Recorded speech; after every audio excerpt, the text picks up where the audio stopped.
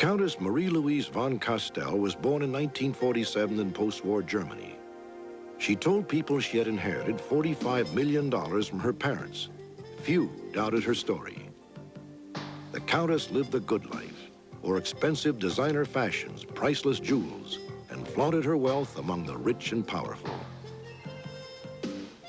In March of 1990, the Countess swept into Cleveland, Ohio, an industrial steel belt city known more for its working-class ethic than for jet-setting Europeans. She drove fancy cars, met with all the right people in town. For some lady that was in the city for a month, I mean, she was already politically connected, knew everybody, met with people, had lunch with this one, met with that one. I mean, it was just amazing the way she moved around.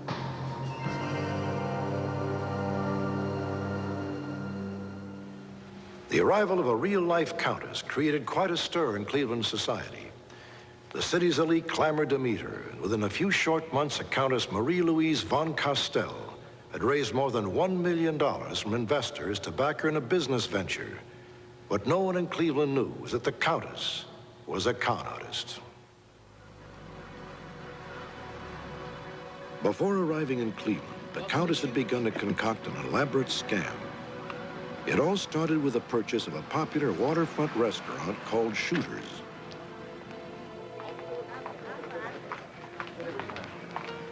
Roger's sitting right over there. Thank you. You're welcome. Marie, nice to meet you. Roger, it's good to see you. Her personality didn't fit being a countess, but a lot of people with money can do or be whatever they want to be. And we felt that, hey, if she's got the money and she wants to buy the restaurant, the deal's hers. Bring your family with you. The Countess agreed to pay several $1 million for the restaurant. The first $600,000 was due in 30 days. The remainder within 60 days. She even offered to pay in cash, using funds which would be wired from Germany. In the interim, the Countess took over day-to-day operations at Shooters. And then this opens up to a discotheque Coconuts. And The Countess convinced an old friend, Olita Shaleen, to help her run Shooters and to buy a 5% interest in the restaurant. It was Olita's entire life savings. I was totally convinced that she was my very best friend, that she would do anything for me and give me anything that she had. I haven't seen you in a long time. It's good to see you again. she really seemed to have a genuine interest in running the place and making it a go. So we felt that she was on the up and up because she was working so hard at it. She had, like, the #3 law firm in the city as her attorneys following her around.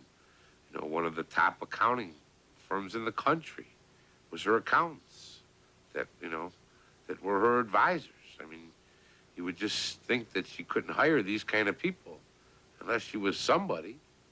It appeared to me that she always wanted people to think that she just had money to burn.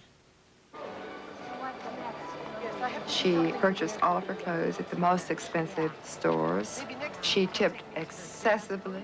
And it isn't every day that you see someone, wherever they are, walking around with a telephone. I mean, she would pick up telephones and call Europe in front of you and put it on a speakerphone, and you would hear people talking in German. I mean, you would believe that she called Germany. When you got your phone bill, she did call Germany. Who she talked to, I have no idea what they said. Good evening. Shooters became the Countess's exclusive domain. Business was booming. Although none of the promised money had arrived from Europe, the owners were unconcerned. The Countess raised nearly $1 million in working capital by convincing at least 30 investors to become limited partners. Your right hand, please. Very messy. The first small hint of suspicion surfaced when the Countess had to have her fingerprints taken in order to obtain a liquor license. She was concerned and nervous about it, and I really didn't understand why. Yeah, look how easy. I need your other 3 fingers. It's okay. A lot of things, I think, slipped by me because I didn't understand what the real, true situation was. Good morning. How are you today? The true situation began to emerge just a few days later. Well, There's a new development at the restaurant. On March 23rd, the Countess told Olita that to retain her share of the business, she had to come up with an additional $60,000. I haven't got $60,000, Louise. I mean, maybe I could come up with 20. 20. As far as I knew, she had invested several $1 million. So I didn't really question this, and I don't know why I didn't question it, but she was the primary in this. She was the principal. I'll give you $40,000, my money. And then with your $20,000, that makes $60,000. And then that's it. You keep your 5%. I just felt that very soon, all of our money was going to be coming back out of an escrow account that it was supposed to be in. I could pay her, she could pay me, or whatever needed to be done. I wasn't really worried about the money. I always thought it was there. I always thought it was there. I don't have the money. You mean it hasn't arrived yet? No, it hasn't. It will be here. Please, try to stall them a little. Do what I can. No, On the day the money was due, the Countess called a special meeting with the restaurant's owner, Roger Losey, but refused to speak with him directly. Contract agreement. Yeah, and I'm just double checking here. It looks as though Oh, Clark, yeah. we have a little problem. He said that she felt that you wanted to offer us a lot less for the restaurant. And we said, well, that wasn't the deal. Well, you know, we do have a contract that if we don't close today, the deal is off. Look, we've come so far on this thing. Let's not let it get away. The money And so we said, well, do you have the money or don't you have the money? And he said, no, we don't have the money. And I said, well, at that point, then this deal is finished, and we'll just sign the paper off, and off you go. You can go on your business, and she can go on her business, and we'll go on to our business. And that was the end of the deal. Louise, I can't believe we're just going to leave like that. The Countess told Olita that the owners had altered the original agreement, leaving her no alternative but to walk away. nothing to negotiate. Get in the car. Well, who's going to bring all the stuff we've got in there? The car. She did indicate that she was going to do everything she could to have our money released. And it was only in the fall that it became kind of obvious that the money did not seem to be forthcoming, and so I started making inquiries, and it was then that I did learn that there had never been any money in the first place. Olita went to the police. By this time, she was not alone. Other investors had also filed complaints against the Countess. By the time authorities had enough evidence to swear out a warrant, the Countess had vanished, and $1 million had been lost. The only thing we found out to be correct about all of this factual information that she told people throughout the 6 or 7 months that she was in Cleveland.